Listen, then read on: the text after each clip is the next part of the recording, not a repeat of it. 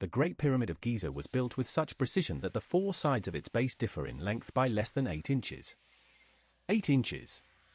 Across a structure covering 13 acres and containing over 2 million stone blocks, some weighing as much as 80 tons. Modern engineers have studied this achievement for centuries and still cannot fully explain how a civilization without steel tools, without the wheel as we know it, and without any written engineering manual pulled this off. That single fact should stop you cold. In the next 10 minutes, you are going to travel through one of the longest-running civilizations in human history. Ancient Egypt lasted for over 3,000 years, longer than the time separating us from the birth of Jesus Christ, and it gave the world monuments, gods, pharaohs, and mysteries that we are still unraveling today. We will cover the rise of the first dynasties, the golden age of pyramid building, the power of the pharaohs, and the deeper truths about Egyptian society that most textbooks gloss over entirely. And we will end with a revelation about the pyramids that completely reframes everything you think you know about why they were built. To understand ancient Egypt, you first have to understand its geography. The Nile River is not just a backdrop. It is the entire story. Every year, without fail, the Nile flooded its banks, depositing rich black silt across the surrounding land, creating one of the most fertile agricultural corridors on Earth in the middle of one of the most hostile deserts on Earth. The Egyptians called their homeland Kemet, meaning the Black Land, referring to that dark fertile soil. They called the desert the Red Land, and it was death. This reliable flooding cycle meant reliable harvests, which meant population growth, surplus food, organized labor, and ultimately, civilization. The first true Egyptian state emerged around 3100 BCE when a ruler known as Nama, sometimes called Mens, unified Upper and Lower Egypt into a single kingdom. This unification is commemorated on the Nama palette, a carved ceremonial slab discovered in 1898 that shows a king in the crown of Upper Egypt striking an enemy, and then wearing the crown of Lower Egypt in triumph. In a single artifact, we see the birth of one of history's greatest empires. From this moment, Egyptian history is divided into 31 dynasties spanning 3 major periods: the Old Kingdom, the Middle Kingdom, and the New Kingdom.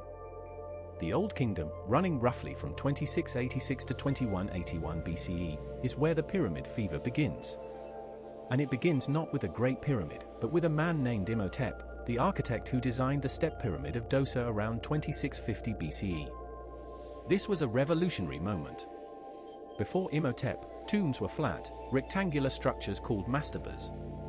Imhotep stacked 6 mastabas of decreasing size on top of each other, creating the world's first monumental stone structure. Imhotep was so celebrated for this achievement that later generations deified him as a god of medicine and wisdom. He is one of the very few commoners in Egyptian history to receive that honor. But here is what nobody talks about when it comes to pyramid construction. The workers who built these structures were not slaves. Modern archaeology has completely overturned the biblical narrative of enslaved Israelites building the pyramids. Excavations near Giza in the 1990s uncovered an entire workers' village, complete with bakeries, breweries, medical facilities, and graveyards. The skeletal remains show signs of healed fractures, meaning these workers received medical care. They were fed beef, an expensive protein reserved for the upper class. They were organized into named work gangs with titles like Friends of Khufu and Drunkards of Menkaure. These were paid, organized, respected laborers working on a national project they considered sacred. The pyramid building reached its absolute peak with the 4th dynasty pharaoh Khufu, whose Great Pyramid at Giza was completed around 2560 BCE. For nearly 4,000 years, it stood as the tallest man-made structure on Earth. Its original height was 481 feet. It was capped with polished white Tura limestone that would have gleamed like a beacon visible for miles across the desert. Most people today see a brownish steppe ruin. The Egyptians saw a blazing white mountain touching the sky. The difference matters enormously for understanding what the pharaoh was communicating to his people and to the gods. The pharaoh was not simply a king. The pharaoh was a living god, the embodiment of Horus on earth, and upon death, the embodiment of Osiris in the afterlife. This theology was not propaganda in the cynical modern sense. The Egyptians genuinely believed the pharaoh was the cosmic link between the human world and the divine order called Mat, meaning truth, balance, and justice. If the pharaoh failed to uphold Mat, the Nile might not flood, crops might fail, enemies might invade. The stability of the entire universe rested on one man's ritual correctness. This belief system gave the pharaoh extraordinary power and extraordinary responsibility simultaneously. Consider Ramesses II, who ruled for an astonishing 66 years from approximately 1279 to 1213 BCE. He commissioned more statues of himself than any other pharaoh in history. He carved his name over monuments built by his predecessors. He fought the Hittites at the Battle of Kadesh in 1274 BCE, the earliest recorded battle in history for which we have tactical details from both sides. The battle ended in a draw, but Ramesses declared it a great victory and had the story inscribed across every major temple in Egypt.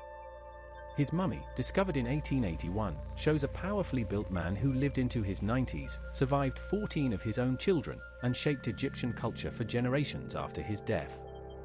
When his mummy was flown to Paris for examination in 1976, it was issued an Egyptian passport, and the passport listed his occupation as king, deceased.